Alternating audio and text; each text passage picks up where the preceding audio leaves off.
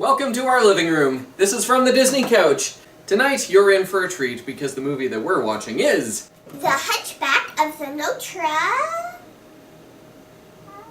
Dame. Dame.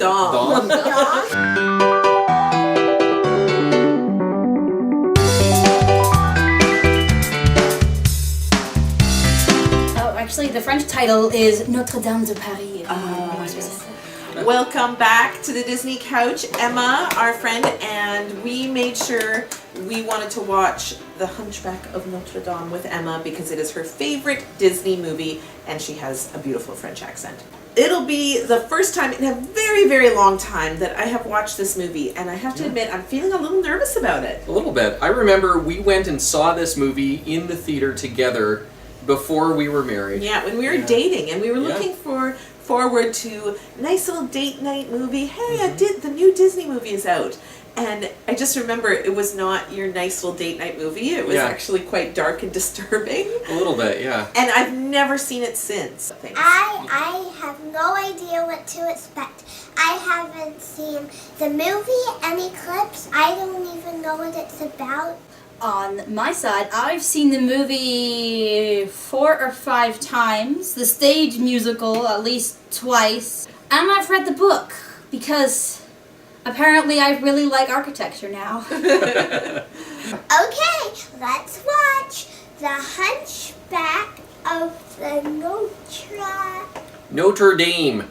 Notre Dame. Notre Dame. Okay, let's watch it. Notre Dame.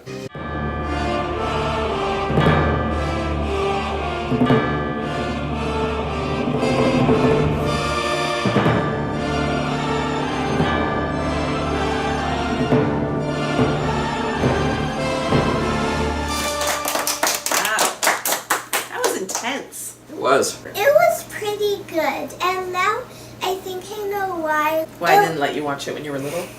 Because you thought it would be like Winnie the Pooh or something. Yeah, this is pretty much the opposite movie from Winnie the Pooh right here. Yeah, and kind of the opposite sort of, Disney bow on a package where guy and girl get together. In this one, it's very different because Quasimodo, who's our main character, does not get the girl he loves. I definitely cried. I mean, especially the scene at the beginning where the mother is running with Quasimodo trying to save her baby, and then she dies and he's about to get thrown into the well. It was really hard to watch, like, the Frollo's emotional abuse of Quasimodo. Yeah. It was really painful. Reminded me a lot of Tangled. Yes. Yeah. But they do a good job with the villain when you do get to that point where you understand where they're coming from, and you can at least sympathize with them even if you don't agree with their actions. And I think we got to that point with Frollo, so that was good. I wouldn't say sympathize so much as understand. Yes. That's a better way to put it. Frollo is, in many ways, one of Disney's scariest villains, at least in my opinion. Because he's so human. Yeah, a lot of the time villain songs are like, I'm evil and I'm doing evil things and here is my evil. And then he's saying, here I am, human, here's my human problem that other people face. And I really want to try and get to heaven. He was so... I know how I can get to heaven. Kill people. He was so self-righteous. And so one thing about Frollo the Villain, that was one of the major changes that Disney made when they were making this movie. So in the book he was an archdeacon, but they changed him to be a judge in the movie version, basically so that they wouldn't be slamming the clergy the whole movie. So, actually as a pastor I appreciate that. The animation was pretty stunning. There were some great scenes in there. Especially the scene where they're having the Festival of Fools and all the confetti was going in the air. It looked so real. Yeah. And also where Quasimodo is holding Esmeralda up and you got the stained glass window behind and he's crying sanctuary, sanctuary. I mean, that whole finale honestly is gorgeous. It's really beautiful. So I made some art. It's a majestic silhouette of Esmeralda dancing with her sash. You should follow me on Instagram at Doodles for Boredom. I really liked the sass in this movie. Like, just that one exchange between Esmeralda and Phoebus, like, their sassy sword fight was amazing. Yeah, that was good. Beautiful. One of the things we really appreciated about this movie was the message of you know, it's the inside that counts, and friendship, and accepting people that are different. Caring And for the outcast. yeah, because it wasn't just the beautiful people. Because Quasimodo doesn't get fixed. No. Yeah. He's not waiting for a cure. He is himself, and the world needs to deal with it. But it is very different for a Disney movie. Yeah. And yet, there were things that you knew were just in there because it was a Disney movie. To the chart! Book intro. Well, I mean, here's the question. Is it a literal book, or is it framed as a narrative device? Because it was opened with a puppet show, which is a way of storytelling. Nope. Yeah, but no book. Strictly physical There- book opening. There's so many times that they had the book, it's worth points. But they did not open a book, even though they took the story from a book. Again, so no points for this one. Missing parents. Yes. Yes, we don't actually know what happened to Quasimodo's father. Yeah. There was that great moment at the end where Frollo is kind of doing the typical villain narrating, You sly dog! You got me monologuing! I can't believe. and he reveals to Quasimodo that his mother was actually killed, which of course enrages Quasimodo. These villains just never... Yeah, I killed Mufasa. The villains just never learn in these movies. Points for that one. Dad with the stash. Nope. Are you What? sure? I thought, did Quasimodo's dad have a stash? I think he Oh, might have, Quasimodo's dad definitely had a stash. Did we ever see Quasimodo's dad? We have no In theory. confirmation of which it is his dad, but one of the men does turn to the mother and, like, Yeah, put a hand on her shoulder. yeah, I think that was... And he's got the, very dramatic. We're gonna give it to him. Yeah. Yeah, so we're presuming that that guy was Quasimodo's dad? Yeah. Maybe it was her brother. I'm giving it full points. Okay. Alright, full points it is for Dad with the stash, even if he was only there in the first 10 seconds of the movie. Talking animals. No?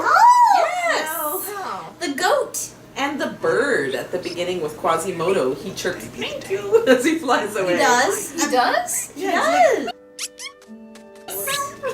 He chirps. Yeah. Look, there's a goat that's preternaturally intelligent. And the bird gulped. And Yes. he responds directly to his dialogue. The goat can smoke a pipe.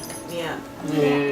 We made such a loose framework for this category that I think any movie that has had an animal in it that interacts even slightly with the people gets points. And so we can't deny Hunchback that just because it's so far down the list. No, it stops now!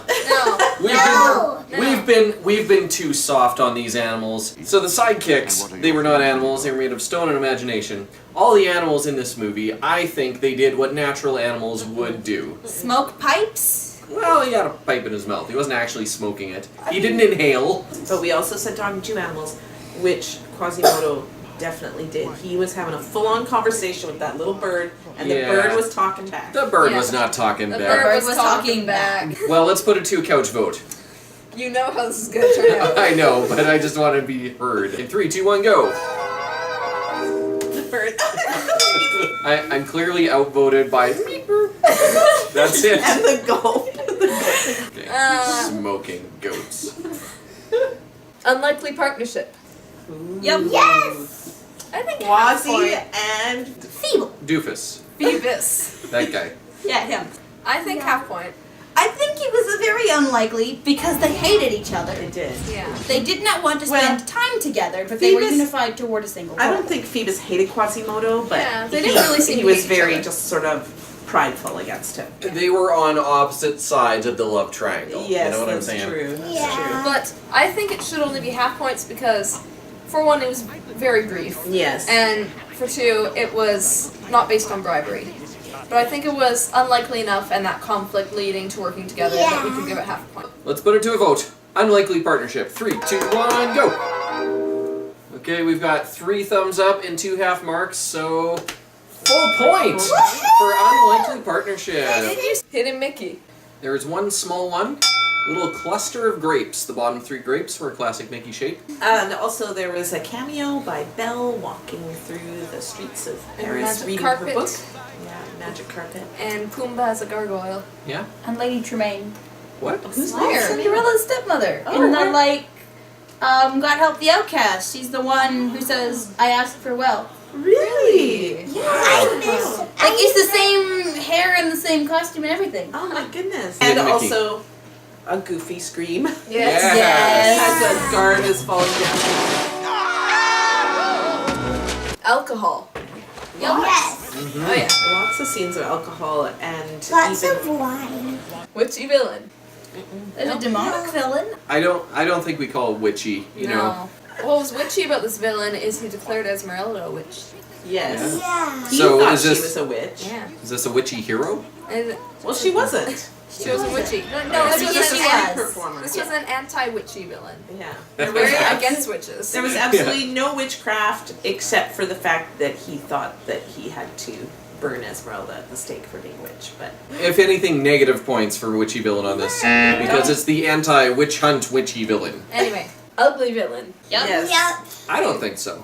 What? I think No, because I don't think his features were that much outside of normal human That's range true. to make him That's ugly. true. Okay, our criteria for ugly villain is if Frodo showed up in Disneyland, would he have to wear a mask? Yes. Yes, he does. Frodo. So, He does, yes. like for real? Yep. Oh. For that nose. Oh. Yeah. Okay. He does. Couch vote. Ugly villain. 3, 2, 1, go! Half a point for ugly villain. Woohoo! Death by falling. Yep. Yep. Yeah. It's kind of like Beauty and the Beast, where Frollo puts himself onto this precipice, and he's got a knife, and he's going to do away with them, and he's monologuing, and then, you know, he ends up... If he had just gone for it instead of monologuing first, he probably would have survived. True. He had to stand there and be like, ah ha ha. Yeah, and his cape did him in too, so. No capes. Quasimodo's parkour skills were amazing. On Like, point. She was better than Tarzan. It's true. He's Tarzan of the Stone. Hit song. Yeah, they were going for a lot of Oscar bait. God Help the Outcast was very big for a while. Did it win any awards? I didn't see anything Off the top on of my head. Wikipedia. Like, it was nominated for a few, but I didn't see that it won any major awards for songs. Well, here's the other thing. We were not singing any of those songs at the end. No points. Hit song. Sorry. Romantic duet. No. I mean, there was a three-person song about love, but No, that was not a good song. that was not romantic at all. The kiss. Wait, Esmeralda and Did they Phoebus. kiss though? They did. Yes, They she kissed kissed. twice. Oh. Yes. Once when he was on his deathbed, and once when Quasimodo joined their hands together, and they're both wearing white, and it kind of looked like a marriage scene. Yeah. And then they swooched at the end.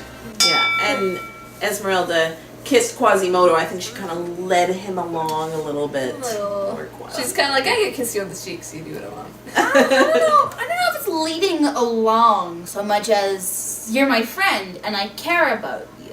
I don't know. Don't do that to The a guy cheek- who has a crush on Yeah, Yeah. the cheek kiss was It not doesn't great, work. admittedly. Resurrection. Yes. I'm gonna give She it a didn't vote. die. She totally died. She did not die. He literally took her wrist into his hand and then dropped it. When with did like he a do that? saw. And she wasn't drinking the water. It was like falling out of her Yeah, if she wasn't dead then she would have been dead as he was pouring water into her mouth. But there wasn't anything that actually worked to revive her. It just happened. Yeah, that's You true. know, so Like, there were wasn't- no sparkles. Yeah, there was no magic happening to bring her from dead to not dead. But there was no magic in this movie. Okay, well, we better put this one to another couch vote. Resurrection. 3, 2, 1, go! We've got 3 half marks, 2 full marks, half a point for Resurrection. Okay, Jai, what is our total for the Hunchback of Notre Dame? Total is 8.5 out of 14. Our buddy Quasimodo racked up 8.5 Disney points. So that puts him pretty high on the list.